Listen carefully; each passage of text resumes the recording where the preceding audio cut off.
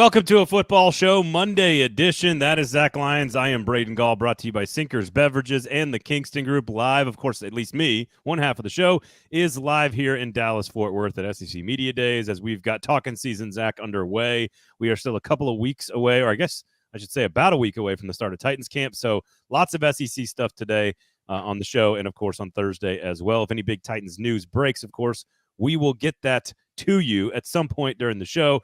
You can also check out Football and Other F Words if you need some more Titan stuff this week, stackingtheinbox.com as well. Sinkers Beverages, Kingston Group. Zach, how are you, sir? What's up, man? Doing good. Just chilling in Nashville. I don't think either city, Dallas or Nashville, is chilling. I think it is hot as fuck in all of these places.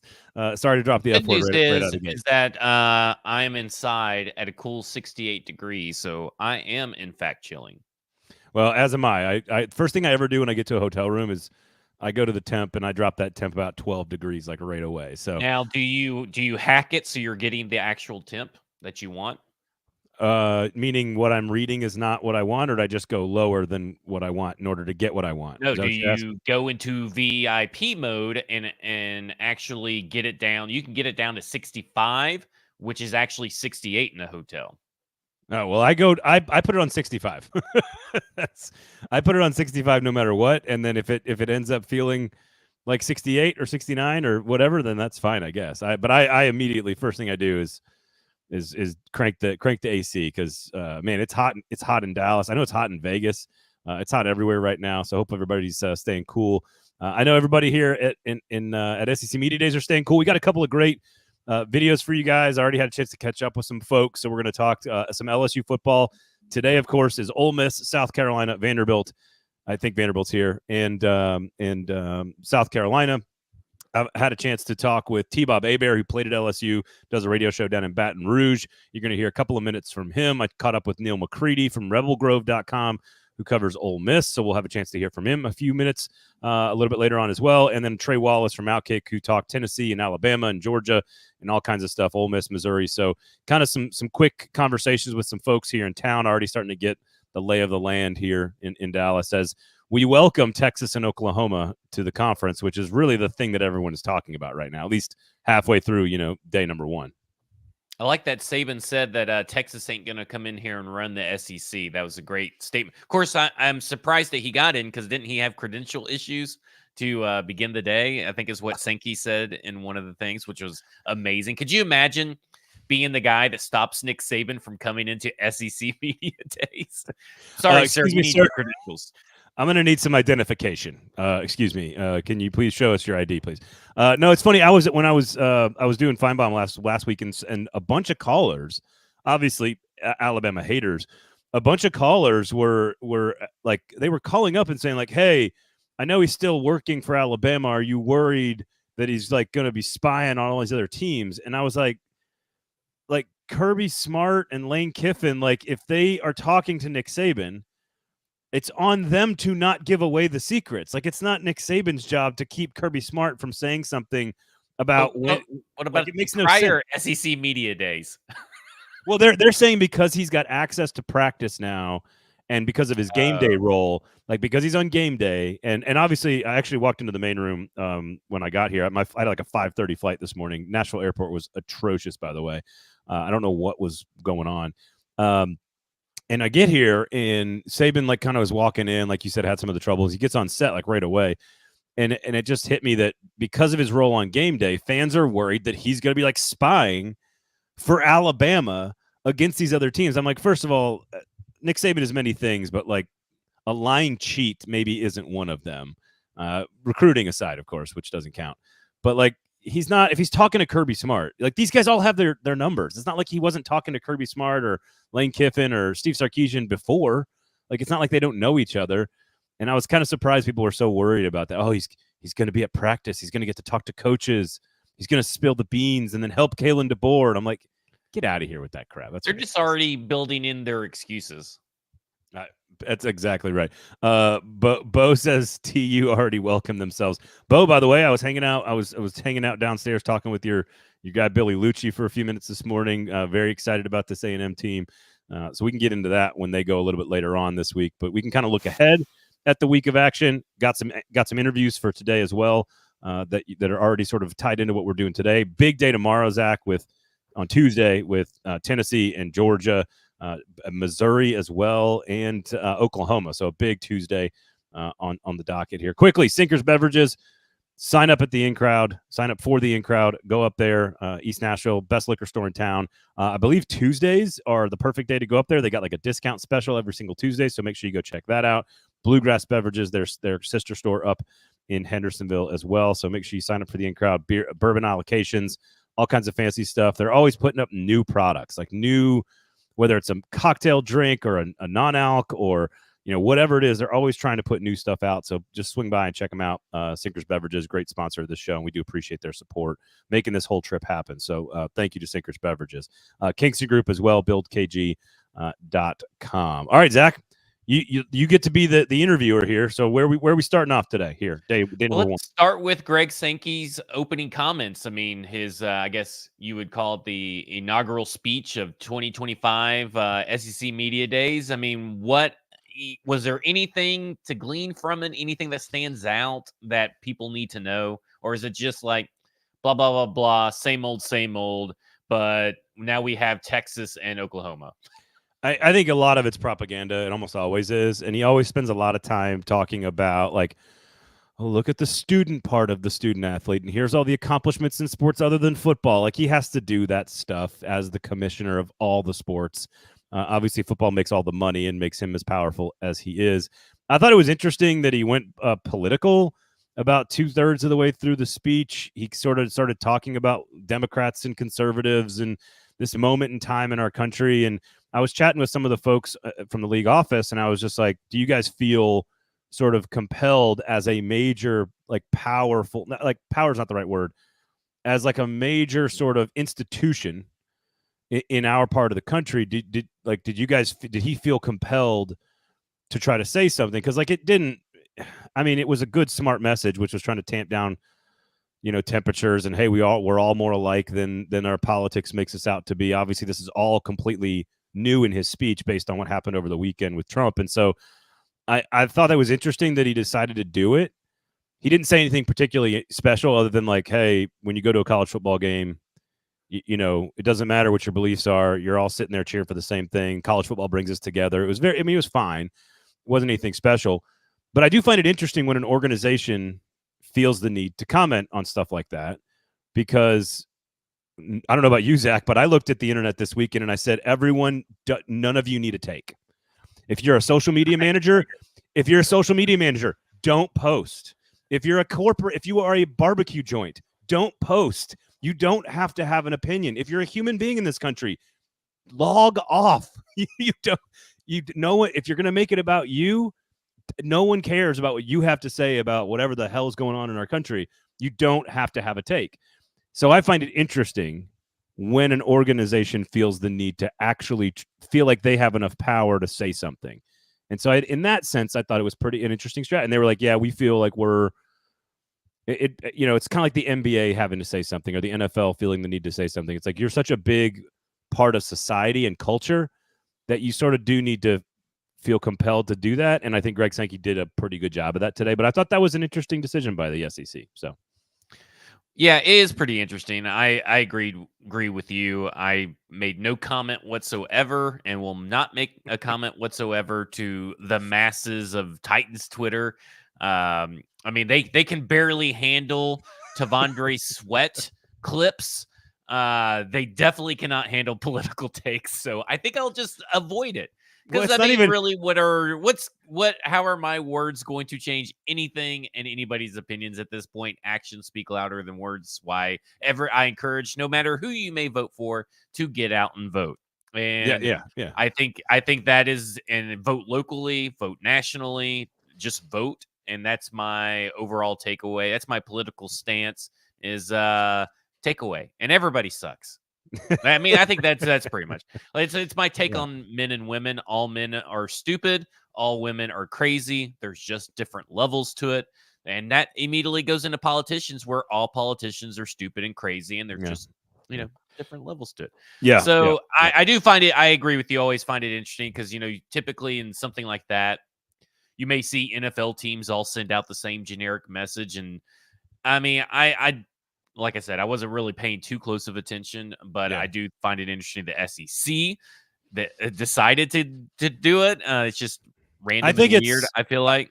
well, so every now and then, because clearly it was like Sankey prepares his speeches well in advance, like all of them, whether it's the SEC media days or not. He's well known for sort of like how like written out he does this stuff, and it's clear that that was added probably on the flight here yesterday or something like that. But I think it's a Greg Sankey. From what I understand, it's a Greg Sankey decision. So it's sort of a personal. He says, "Look, we are the SEC. We're an important cultural thing. I'm the leader of the SEC. I feel like it's important to deliver a message that like tells everyone to chill the fuck out." And like that's basically what he did. And so I think it's right. At first, I was listening and I was kind of going like, "All right, we're gonna do this. Like we're here to talk about depth charts and defensive lines and the playoff and Texas and Oklahoma and like argue about so much football stuff that's new that I was kind of like, okay." And then I always think about, because I've had enough conversations with Greg Sankey over the years to be like, all right, he knows that he feels something important, that because his position carries weight and messaging does matter in this country, that he feels compelled to say something about sort of like, hey, I think we can all get along here or whatever. So I thought it was the right. At first I was like, this is so ridiculous. And then I kind of thought about it and was like, all right, you're the SEC. You're a pretty big, important thing in people's lives. To tell everybody to kind of calm down a little bit, I think is probably the right message and the right tone. So I good for him, if he feels compelled to say that stuff. Well, you on Twitter, not you personally, but you on Twitter, or you, all our great audience members, or me, our opinions don't matter at all. So Texas and Oklahoma, probably one of the bigger talking points. What is the I think the most interesting piece being talked about Texas and Oklahoma, and what's the one topic about Texas and Oklahoma that you're like, can we please get another thing to talk about? It's already life in the SEC. Like, oh, they don't know how hard it's going to be. It's week in and week out. And what's really funny, my favorite part of that is watching Shane Beamer, for example, today, and he did a pretty good job of it. Brian Kelly as well. I've seen those two players. Lane Kiffin has not, as of time of taping, Lane Kiffin has not gone yet, and neither has Clark Lee. What I find interesting is how the players are a little smoother. Like everybody ties themselves in knots to do the whole like SEC is by far the best. This is a different deal, y'all. But Texas and Oklahoma are also elite programs and have played in big games too. Like they like, you can see the brains try to like they know that they've got to not turn it into bulletin board material or whatever happens in July. And so it's so much fun to watch, because I talked to all six players so far and was watching the coaches, and they're always asked the same question. Hey, what do you have to say to Texas and Oklahoma and how difficult the schedule is going to be in the SEC? Like, it's the same question already. I'm already tired of it. But watching them try to toe the line of these are the best venues with the best fans and the toughest teams and the toughest schedules, but also we have a lot of respect for Texas and Oklahoma and what they've accomplished. And like you can see them trying to clear their throats in real time, which I enjoy, because it's like you're trying to send a message without sending the message. You know what I mean? Does that make sense? Like, it's just fun. Yeah. The players are great. Like here's the other thing that they're all being asked about. They're all going to be asked about this video game. Everyone I've talked to so far has been asked about the video game, and they all have a lot of things to say about it. And I don't think people realize the video game is not as popular as like people realize. so I don't know. Well, do you think? Let me ask you this: do you think it's because that now a week out from the game being released, Arch Manning's like, yeah, I'm getting paid $50,000 to $60,000 while you guys got paid $600, and I'm already a prima donna and I haven't even started yet. Look, I'm a big believer in you are what the market decides you are worth. And Arch Manning is worth a lot more than the average person in the game. If I'm Texas, I'm Steve Sarkisian, and I'm assuming he'll be asked about this week.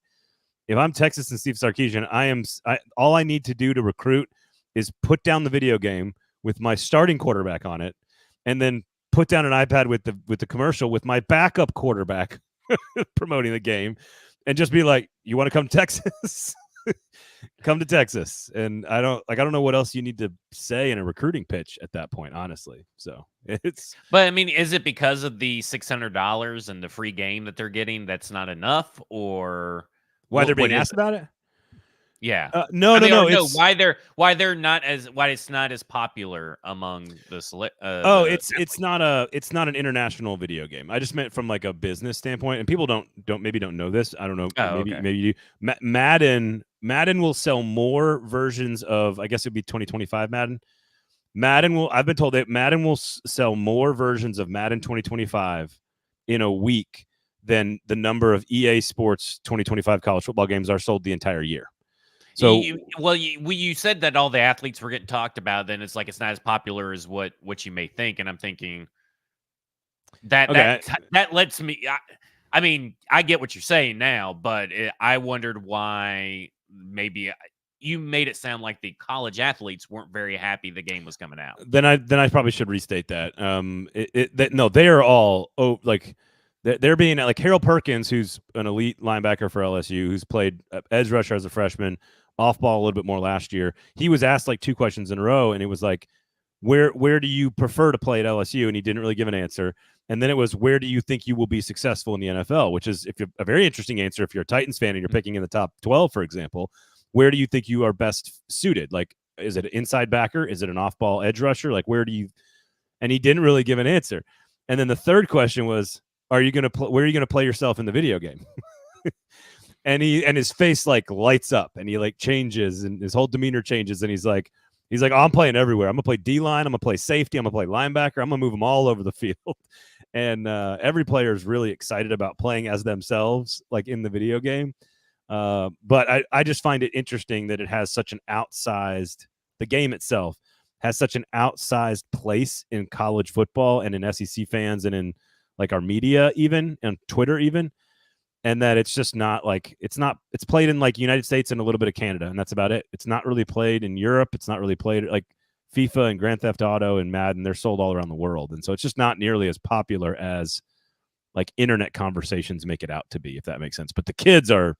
That's going to be a thread the entire week. Every kid's going to be asked about, are you excited about seeing yourself in the video game? Like that's every kid's going to be asked that. And who would say no to that? Like, Right. I made myself every year. Like, what are you talking about?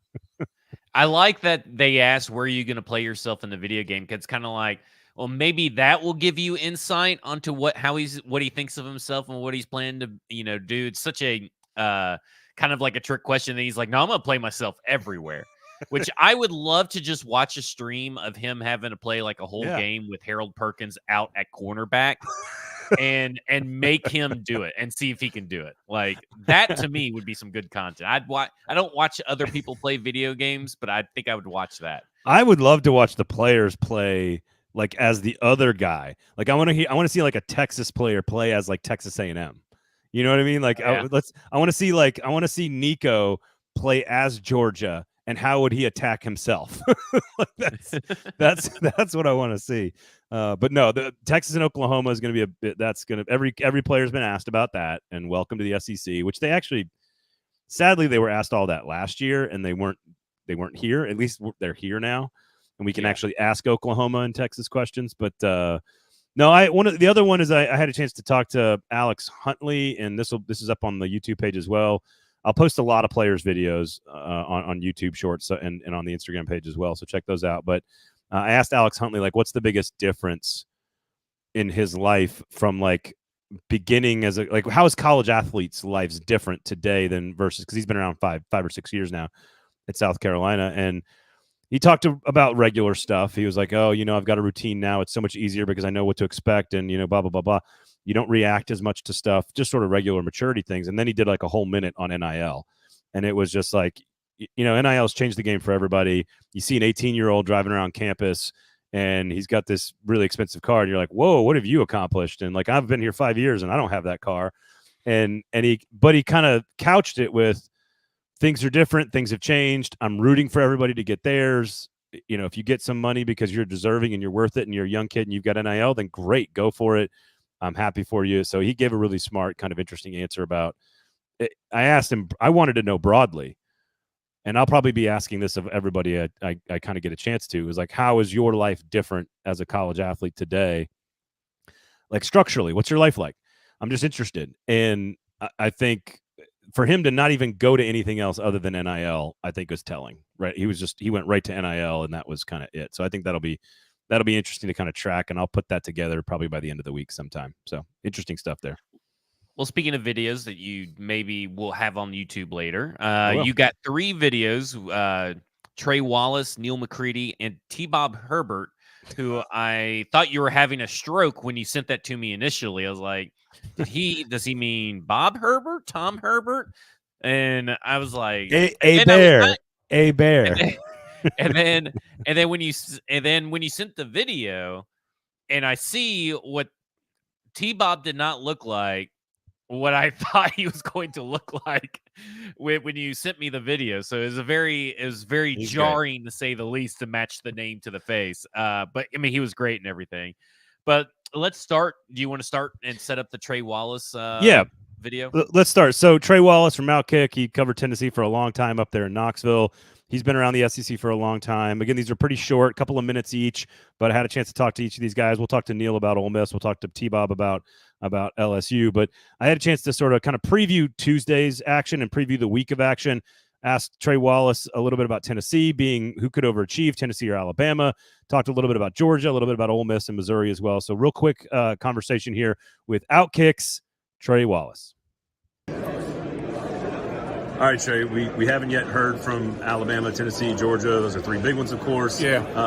Who has got a chance, and maybe Georgia's not a part of this, Alabama, Tennessee, let's say, who has a chance to overachieve more based on preseason expectations? Oh, man. I mean, with the new coach at Alabama, Jalen Milroe, I think people are still talking about them fighting for a playoff spot. I think with the first year with Nico at Tennessee, I think folks are kind of trending that 8-win, 9-win type of ordeal.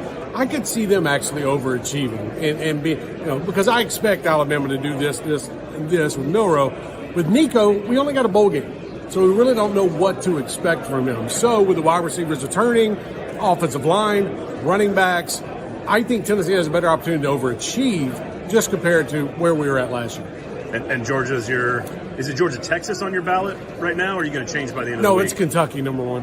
I think it's Georgia right now.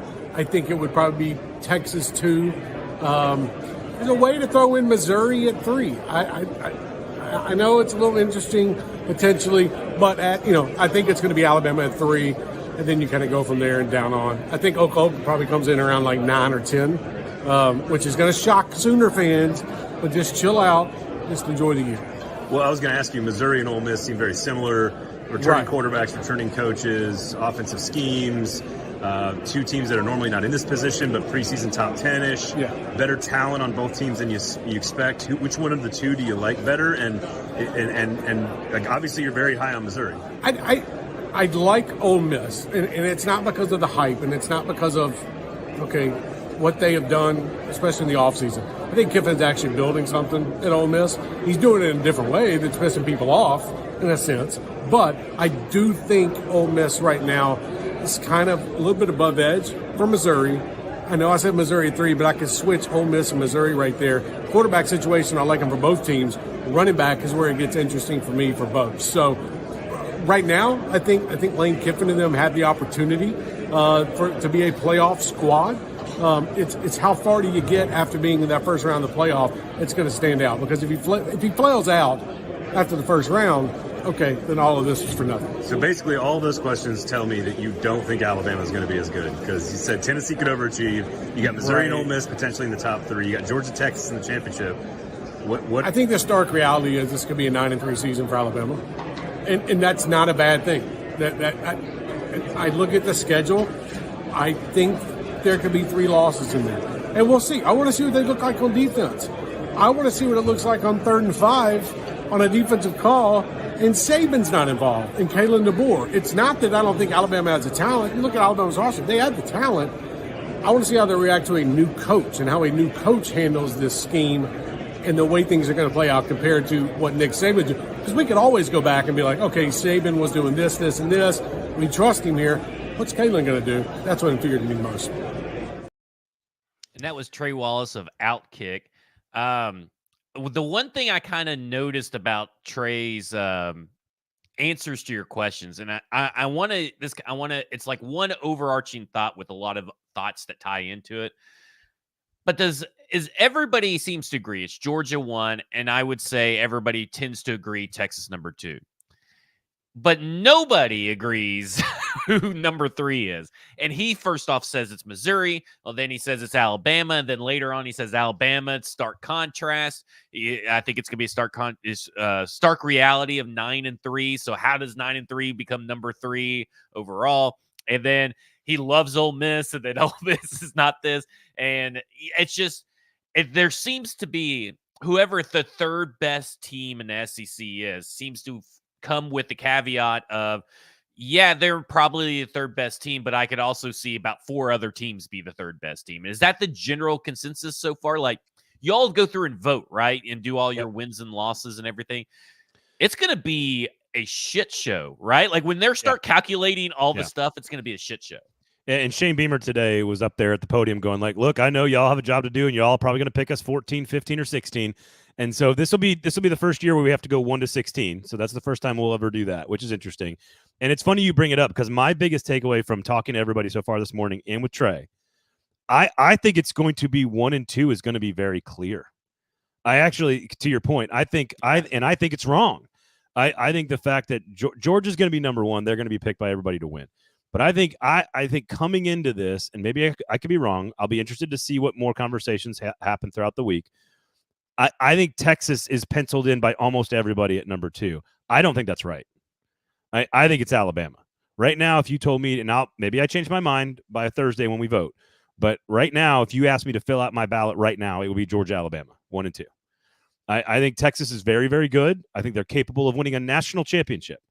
But I think everybody's going to get a loss, and I think A&M is going to beat them at the end of the year, Texas. I think A&M wins that game at home. Too much emotion in that game being played for the first time in 15 years. I think Texas A&M is going to win that game. So I think Texas is 10-2. I think Alabama might be 10-2. I think Georgia might be 11-1. I think everybody's going to have an extra loss. But I agree that there's no consensus around 3, 4, 5, 6, 7, 8. I feel pretty good. I feel really good actually, and it will be. Here's what I'll do. I'll give you like what I'm going to project my picks to be right as of right now. And then I think we'll do it on Thursday when I actually give you my picks, and this is what I officially wrote down or whatever. Right now, my ballot will be Georgia 1, Texas 2. Georgia 1, Alabama 2. Sorry, it'll be Texas 3, Ole Miss 4. It will be Tennessee 5, Missouri 6, LSU 7, A&M 8, Oklahoma 9. That's probably my order right now. But I think A&M and Oklahoma are a step back. I think LSU is sort of in the middle somewhere. I think Missouri's got a chance to be very good, but I think Tennessee's a little bit better. I think the top 4 get into the playoff, which is Georgia, Alabama, Texas, and Ole Miss. I think those are the 4 that get in.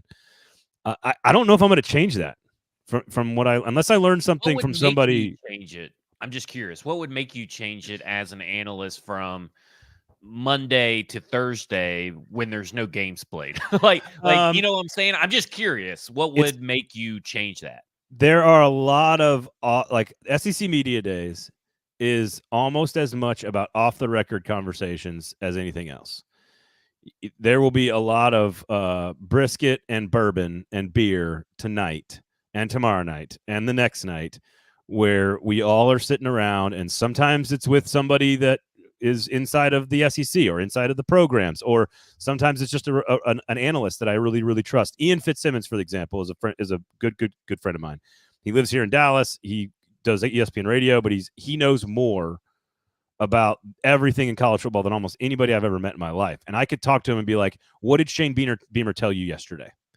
And he'll be like, "Here's my conversation with I wanted to know about Shane's quarterback situation, and he told me that this so-and-so is not ready yet." None of that stuff will get to air. Like, none of that stuff's allowed to be aired, but you can have a lot of those conversations. And so I think you just sort of, you find the people you trust, and I hopefully bring the people that we trust. I hope to try to bring those guys on the show and on the platform as much as possible. And you guys know who they are. They're the same ones that are on SEC Football Live, and they're the same people that I trust. But you just have a lot of conversations, and you kind of rethink things. And I like to come into it kind of clear.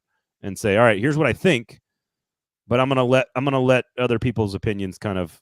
I'm gonna soak in them a little bit, marinate. Like a nice. So if we see Alabama drop in your rankings, you heard something that was like, and you don't have to tell us what it is, but obviously you heard something pretty big that changes what you view maybe a game or two.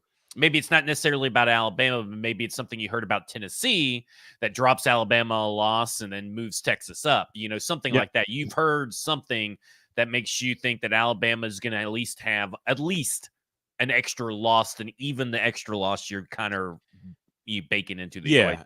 That's about right. And also I try to come into it with my personal opinion, having studied the teams and doing the anonymous coaching scouting reports for Athlon, and you try to do your best to kind of get the best guess. But I also try to come up with something that's different than the group think, because the group think is all going to go one way, and they're going to get some things right, but they always get something wrong. And so I try to come into it like it's like multiple fresh slates. Like I have my own opinion that needs to stay where it is in its own little silo. Then I need to go, okay, what are we getting wrong? And then I need to go, all right, what have I learned? And then you kind of put those three things together, and at the end, I put my vote down. And sometimes it's gut feel. Like I have a gut feel that Florida is going to be a little bit better than I think. And I've already talked to 4 people today, 3 of whom are like, "You're wrong, dude." And I'm like, I don't think so. So sometimes you kind of just are stubborn and you stick with what you've got. And one of these guys lives in Gainesville, went to Florida, played football at Florida. And he's like, yeah, I think you're wrong. I don't think, and I trust him pretty well. So I'm rethinking. All right, I got to rethink Florida a little bit more, maybe refocus, restudy, whatever. So I think Trey's very good. So what do you think of Trey's 9-3? Like the stark reality of it all is 9-3, and because you're a 10-2 guy, and it doesn't sound like a one game is a big difference, but in the world of college football, it kind of is, right? It's not like you're choosing 11-6 and 10-7. You're choosing between that 9-3 built-in bowl game win, right? Like, wouldn't that? No, 9-3, 10-3 wrong. 10-3 with a bowl win is 10-3 with a bowl win. Honestly, this is one of the most enjoyable parts of SEC football this year, in my opinion. There are probably 8 or 9 teams that are on paper from a talent standpoint good enough to play in the playoff, to be a top 12 team. Some of them have schedules that are way too. Oklahoma has a schedule that is way too hard for them to finish at 10-2. So they're going to be 8-4 probably, but they're really like a 10-2 team from a talent perspective because their schedule is so much harder than Texas's or Ole Miss's or Missouri's. So what I'm getting to here is Georgia's Georgia, and then there's like 8 teams where like half of them are going to be really excited about their team because they won that one game and made that one play and finished 10-2. And then there's going to be the other half. My opinion is Missouri, Tennessee, LSU would be my vote, that are going to lose that extra game, that are going to be 9-3, and that aren't going to be as excited because they missed that one chance, that one game. And that is the margin we are talking about in the conference now. When you have this many good teams with this many good quarterbacks and 12 slots in the playoff, we are talking about a drive, a play, a third down, a field goal that could cost Alabama a trip to the playoff, in which case they're probably good enough to win some games in the playoff. Or they lose that game, like let's say it's at LSU or something, right? They lose that game, all of a sudden they finish 9-3 and they're out of the playoff and it's a failed season. But we could be talking about one field goal, one drive. And so my instinct is Tennessee's not quite good enough yet to get there because Nico's young and inexperienced and the secondary's bad. The defense for Missouri's got to be replaced.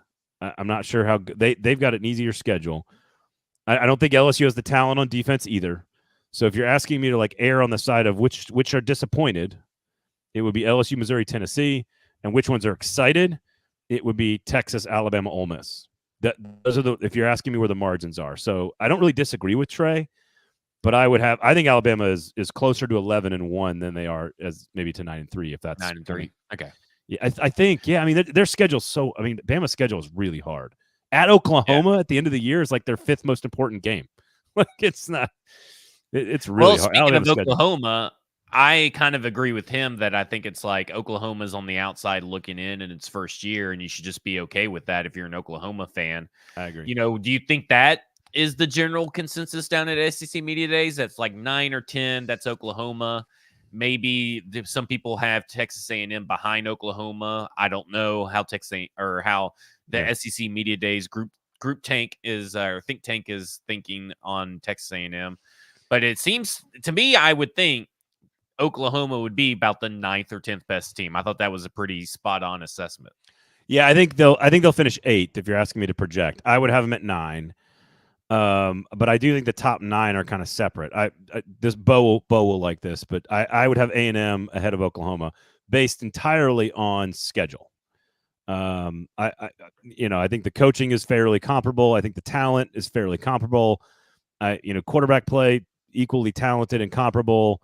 Offensive line questionable, maybe a little bit of an edge to A&M. I think the schedule is the difference here for Oklahoma. Oklahoma could be 7-5, Zach, and be one of the top 20 teams in America. Like that's how hard their schedule is.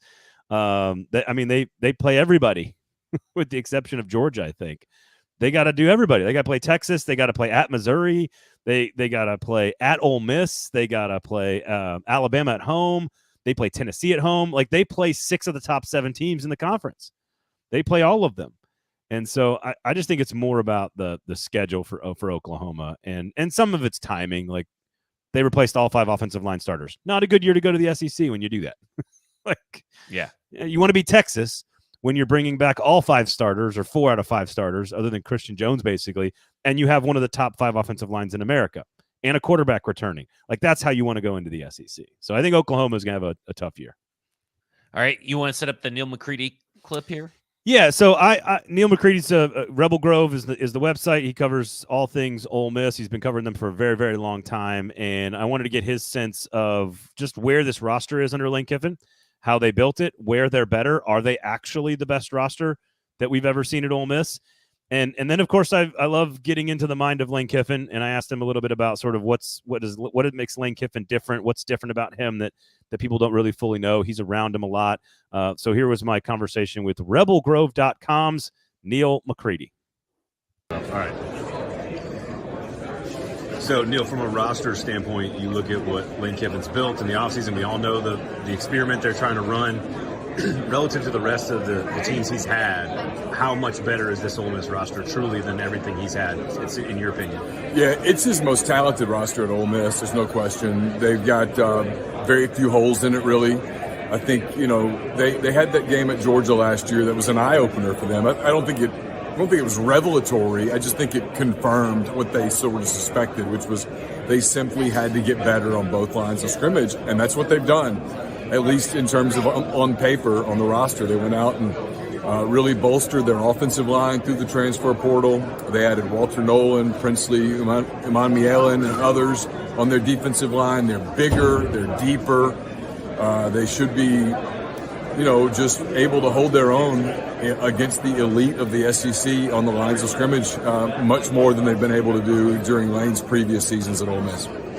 When you look at Lane personality-wise, he might be wired in a way to actually manage, sort of like, I don't want to call it a rental because that seems insulting. That's not my intention, but he seems like he's sort of wired to handle all of that. What is it that people don't know about him? Like the outside fan that it's not around him like you guys are. Like what is it that you would like them to know about Lane Kiffin, the personality, that maybe people don't know? Yeah, he's much more serious and reserved in real life than he is on Twitter.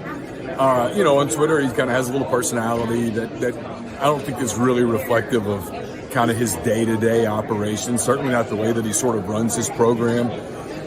His program has a lot of confidence, which I think you see that in Lane. There's a certain swagger to it that I think you see with Lane, but it's also a real workman-like kind of blue-collar approach that I think would surprise people. They don't assume anything. They put the work in. They have a system that they believe in, and they're pretty consistent to it. And it's nowhere near as flashy and all that on a day-to-day as kind of think you see on social media. It's a go to work, put the work in approach that you probably see at a lot of successful programs around the country. And you know, they do a lot of stuff that I think draws kids' interest with social media and that stuff. But look, at the end of the day, it's a football program, and that's how he treats it. I mean, he's the son of a football coach, the late Monty Kiffin, who just passed away last week. I mean, Lane learned a whole lot about how to run a program from his dad, and his dad was a get the work done kind of guy. One word: do they make the playoff this year? I don't know. I mean, That's look, 3. here's the one thing I will tell you. It doesn't matter what I think. They think they're going to make it. And so if they don't make it, it will be a monumental disappointment inside that building. Couldn't pull the trigger, could he, on whether or not they're going to make it?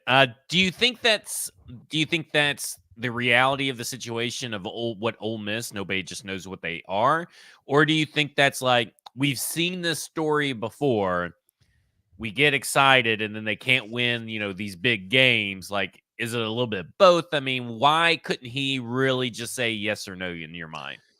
I think because this experiment's never been run before in college football, which is like trying to rent a roster to close the gaps between a middle recruiting program, Ole Miss, and an elite recruiting program like Georgia. And like Lane Kiffin said it, what Neil was referring to was after Lane Kiffin and Ole Miss lost to Georgia pretty handily last year in Athens. Lane Kiffin was at the podium and he said, "I don't have enough 5 stars." Like, he just said it, and we're like, "Oh, thank you, Lane, for being honest." And so they went out and bought 5 stars because they knew they had a quarterback coming back in Jackson Dart. They knew they had a chance with the 12-team playoff to push all the chips to the middle of the table and try to go for it, quote unquote, which that happens with the Eagles in the NFL. Like, the Titans can push all their, like, you can't do that in college football, but with the new rules, you kind of can try. And so this is an experiment that we've never run before, which makes them maybe the most interesting team, with a coach who has his own gravitational force as an interesting character in this whole story.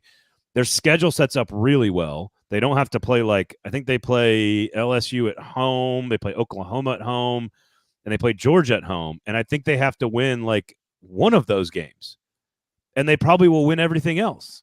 Like, their schedule is really good. And so it's sort of like now or never for Lane and for this experiment and for Ole Miss and for the quarterback. Like, it's just a good time for them to do it. And everyone agrees. And I've talked to a lot of folks already about this and before I got here. The biggest difference in Ole Miss and, let's say, like, even Tennessee or Missouri, they've got a pretty good defensive line.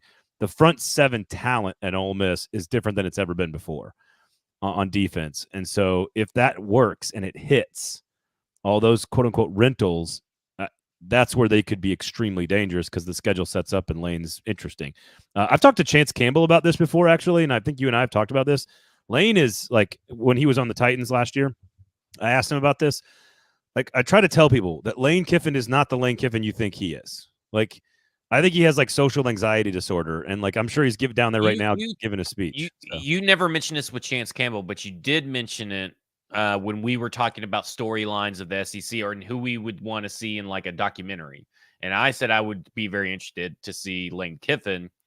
And you're like, well, you know, the personality and all that kind of stuff. That's when you recently said it. I don't know if you said it to Campbell or not. I asked Chance about Lane last training camp, before the roster cut down, and I was in the locker room and I asked him. I said, "What is it about Lane?"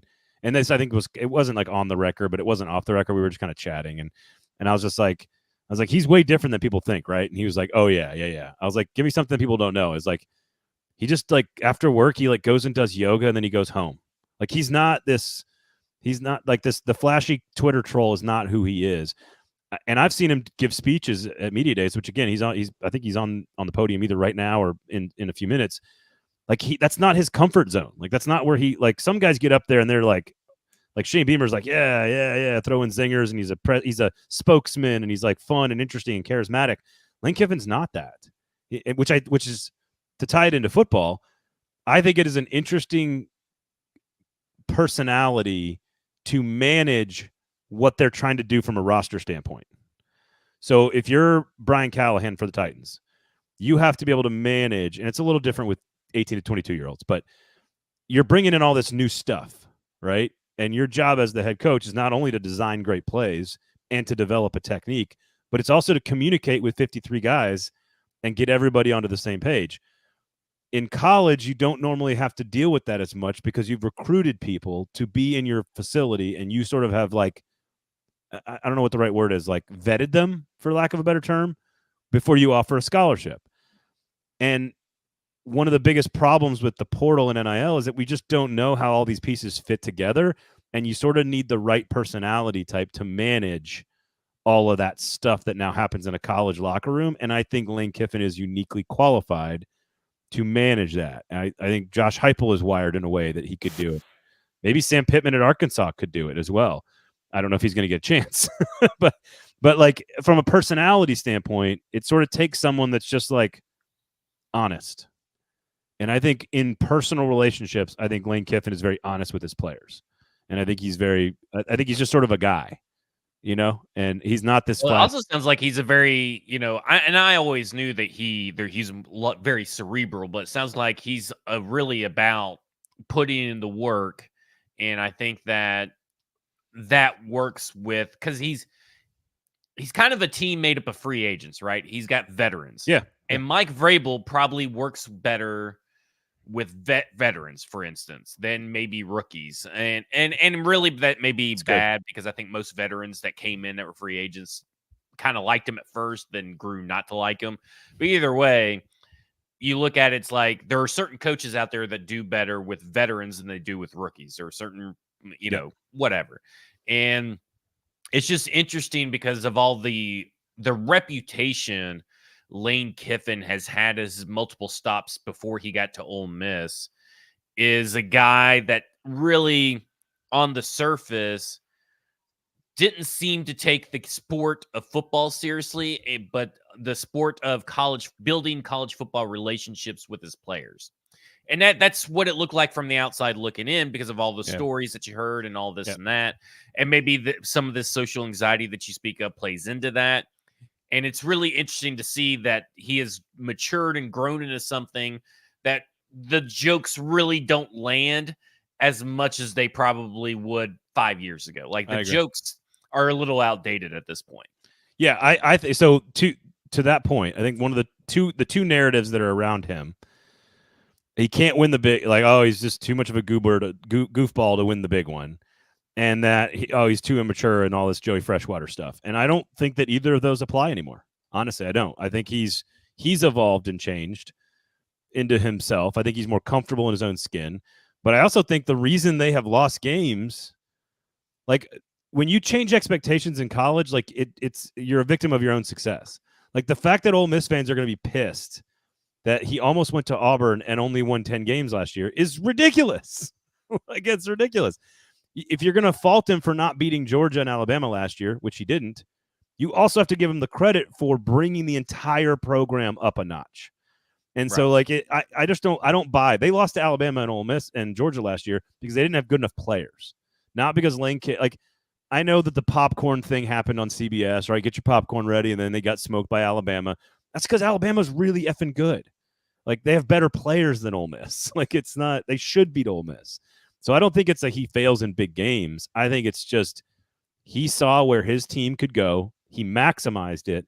Then they said he went to his boosters this offseason and said, give me some better players. And they went and bought a bunch of really good players. And I don't mean that in a bad way. I mean that in a positive way. Like these guys deserve their money. And they built a really, really talented roster with a good schedule and a playoff that's now 3 times as large. It's an experiment that they're trying, and we've never seen it done before. So I'm fascinated to see what happens. My gut is that they go 10-2 and they sneak in as like a 10 seed or an 11 seed. That's my guess. That'd be fun to watch. I think. Yes. I think the playoffs are fun with Ole Miss in there. Ole Miss at Penn State with James Franklin versus Lane Kiffin. Are you freaking kidding me? That would be unbelievable theater. Yeah, it'd be great. No matter what happens, we win. All right, we got T-Bob Herbert next. Okay, so, okay. Hang on. T-Bob. T-Bob A-Bear. A-Bear? A-Bear. T-Bob A-Bear, like Bobby A-Bear. Oh, okay. I think Bobby A-Bear's his uncle, actually.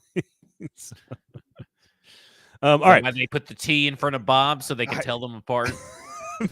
Maybe the T-Bob I can't explain. I can explain the A-Bear part. This is a Louisiana boy, played at LSU. I think he played on the 07 national championship team as like a young pup, I believe. One of the funniest dudes you'll ever be around. Great guy and very, very well connected. Does a radio show on ESPN in Baton Rouge.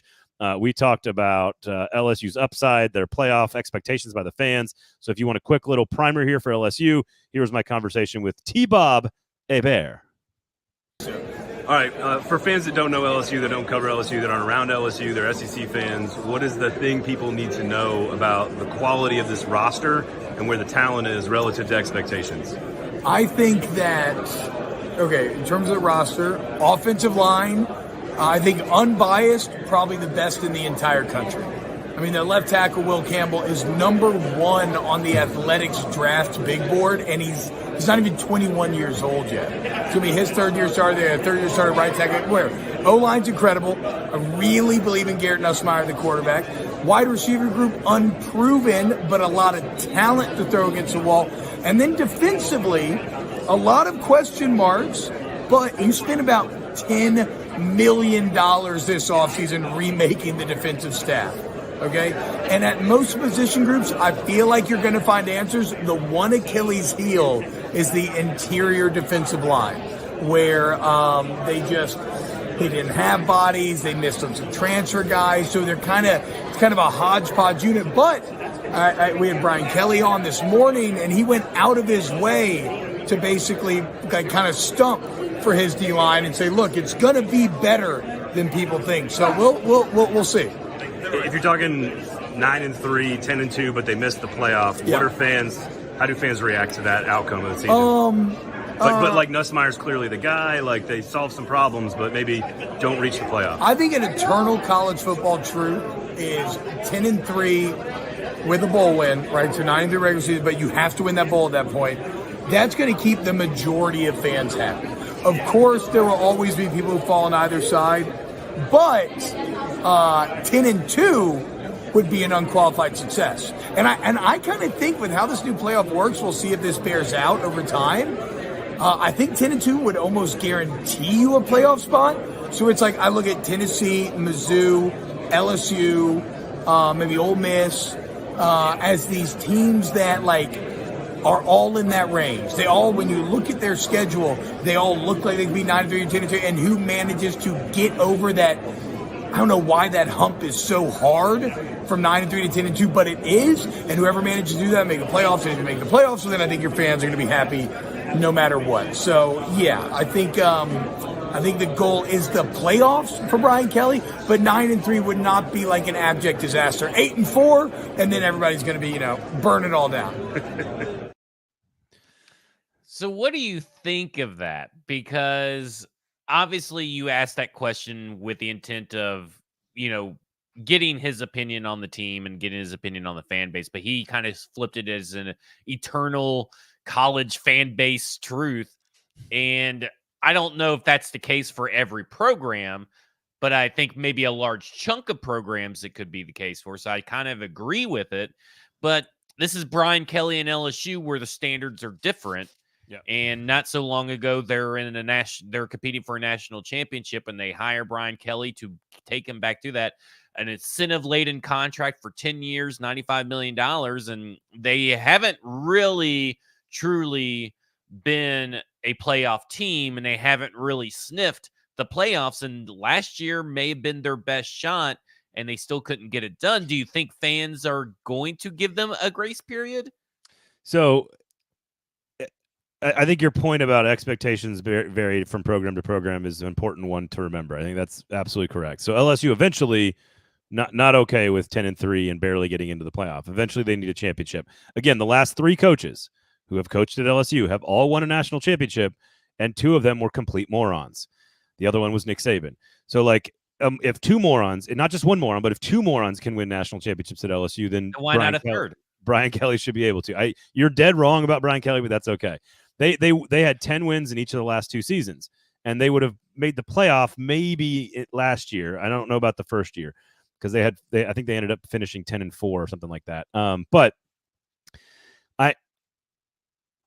back to like how Ole Miss is built. LSU should be built the way Georgia and Texas and Alabama build themselves, which is mostly through recruiting. And for whatever reason, I think they're going to. I had a chance to talk with Garrett Nussmeier today. I think he's going to be really good. The quarterback for LSU. I think the offense is going to be really interesting. They hired Blake Barker, the defensive coordinator from Missouri. I think the defense is going to be better, but they're still trying to portal it. Like LSU is not a portal team. They can, you can grab a great player or grab a great safety or grab a great corner, one or two, but that LSU needs to be built through recruiting. And Kelly has sort of been building the roster through the portal the last couple of years until this past recruiting class, which is now all loaded with in-state Louisiana players. So fans are happy about where they're at, knowing that this is an outside chance at a playoff spot. The schedule's not terrible for LSU, but I think they're more, again, in that same exact group of teams where the one play on the one drive in the fourth quarter where they lose makes them 9-3. And I think T-Bob's wrong about LSU being okay with 10-3 forever. I don't think that's the case. I think most programs that's the case. I think with LSU, 10-3 is fine. It seems like a Memphis fan base. Like Memphis would be very happy with 10-3. Yeah.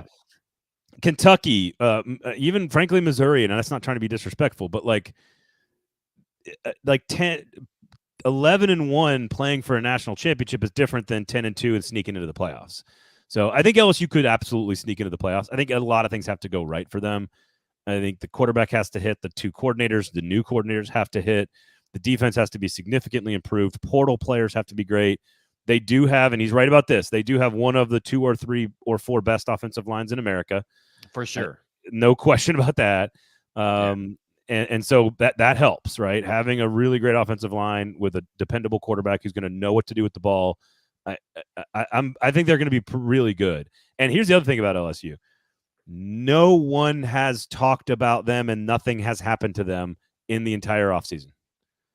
And I think being that quiet in Baton Rouge is a good thing for LSU. I think it's a good thing. It's like, remember Texas A&M last year with all the noise?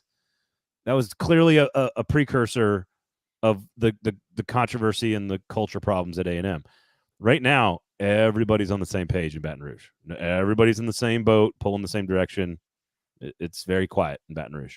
Does Garrett Nussmeier have to be what Jaden Daniels was last year with a worst receiving core for this team to find success? I mean, it seems like there's a lot. I guess let me rephrase it. The receiving core, the more experienced receiving core is gone, and obviously ultra talented LSU receiving core. The offensive line is better. The defense is probably worse or maybe the same.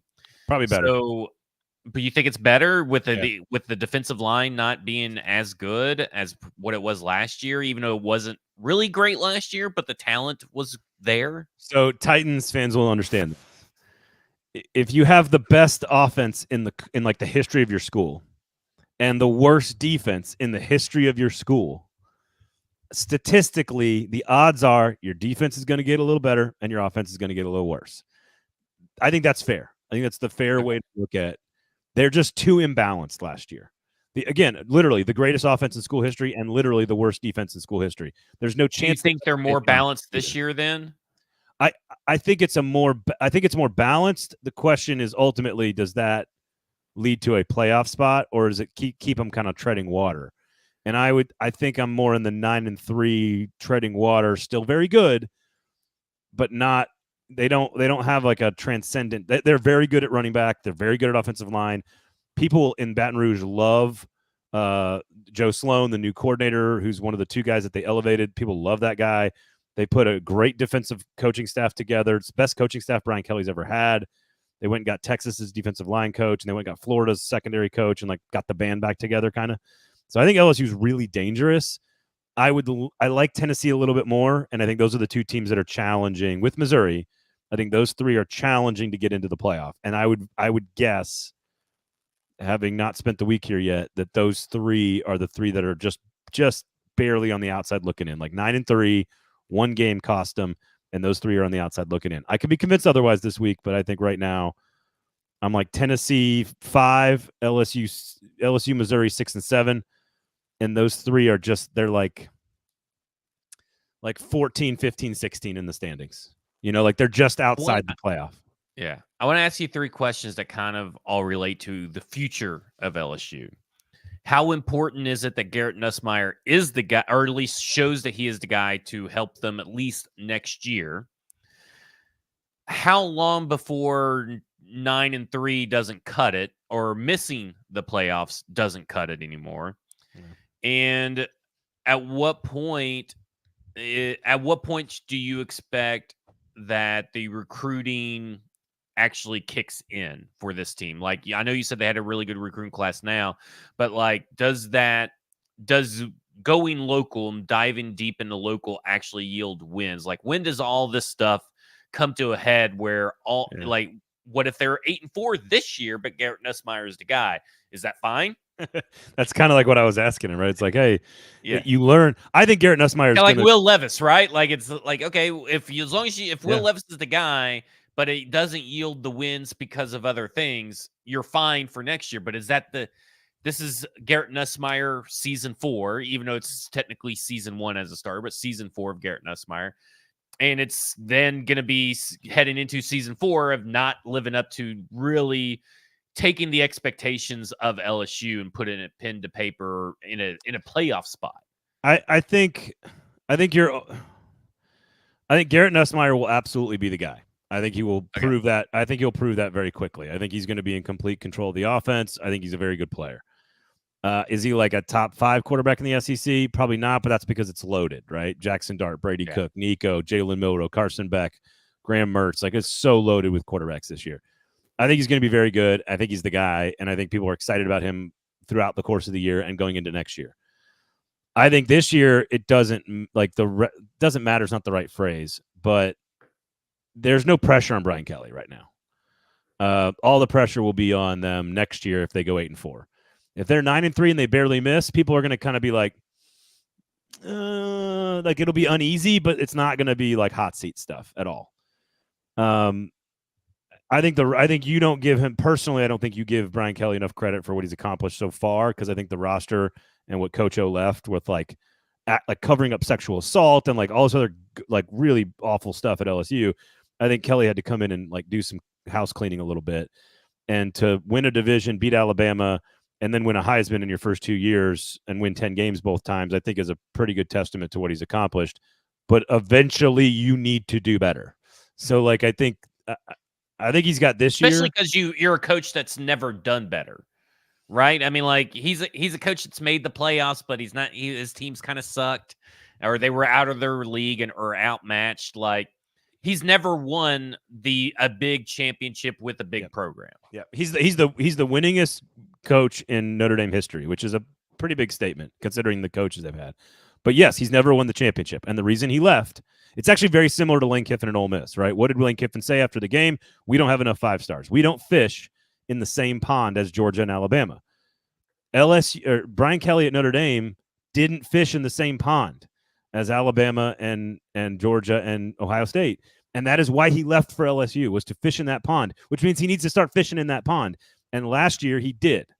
This past recruiting class where he dominated in state, went into Texas. They got one of the best classes they've ever had, like elite recruiting class. Those guys aren't going to help him win right now. It's going to take a year or two. So he's got to do another class. They need to be good this year, close to the playoff. Nussmeier has to be the guy. He has to continue recruiting great, and then it all needs to kick in next year. I think that's sort of like where you're going with this, right? Like what needs to happen? Yeah. That would be sort of my guess on. I mean, how long does all this take before anybody can say either he did what he set out to accomplish or he's kind of failed at LSU? I still think there's another year or two, but I just think Brian Kelly is a very, very good football coach. Like, sometimes he can just make a guy better, and I think that's what we saw in the first 2 years. And now he needs better ingredients. Like, now they need the dudes that are not Ole Miss guys. They need LSU guys. And that's not a knock on Ole Miss. That's just sort of, what Lane Kiffin was talking about last year. So I think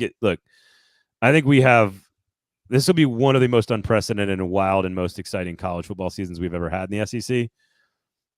The top 8 or 9 teams could be great. And that doesn't include Florida, Auburn, or Kentucky, who all could be pretty good too.